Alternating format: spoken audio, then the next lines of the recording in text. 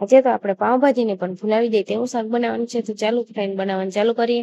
એક કુકરમાં આપણે થોડીક કોબી, 2 થી 3 નંગ ટમેટા, 2 બટેટા અને થોડીક ચણાની દાળ, પછી થોડુંક એવું પાણી ઉમેરી અને થોડુંક મીઠું નાખી અને મૂકી દઈએ બાફવા માટે. હવે આપણે બકાલું બફાય છે ત્યાં સુધીમાં આપણે એક મિક્સરમાં થોડીક ડુંગળી, લસણ, આદુ અને લીલા મરચાં મોરા 2 થી 3 નંગ ને હવે તેને સરસ મજાનું પીસી લેવાનું છે. હવે આપણું બકાલું ચેક કરી લઈએ કે બાફાણું કે નહીં. આપણું બકાલું સરસ મજાનું બફાઈને તૈયાર થઈ ગયું છે. હવે જો મિત્રો આમાં જે પાણી દેખાય છે તેને ફેંકવાનું નથી, આપણે એક વાટકામાં કાઢી લેવાનું છે અને ટમેટાની છાલ કાઢી અને સરસ મજાનો ચૂંદો કરી લેવાનો છે.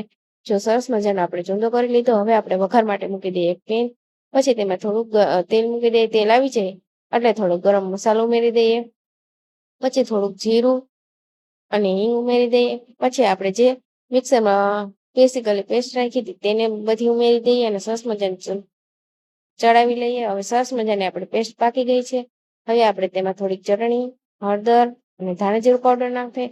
મીઠું તમારે ચાખીને નાખવાનું છે ફ્રેન્ડ, કેમ કે આપણે બાફવામાં પણ નાખ્યું હતું અને આપણે જે પાણી અલગ કરીને રાખ્યું હતું તે થોડુંક ઉમેરી અને સરસ મજાની ચટણી પકડી લઈએ.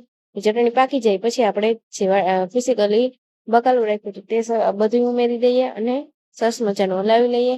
પછી આમાં આપણે જે આપણું વધી ગયેલું પાણી કાઢ્યું હતું તે આપણે આમાં એડ કરી દેવાનું છે અને સરસ મજાનું મિક્સ કરી લેવાનું છે.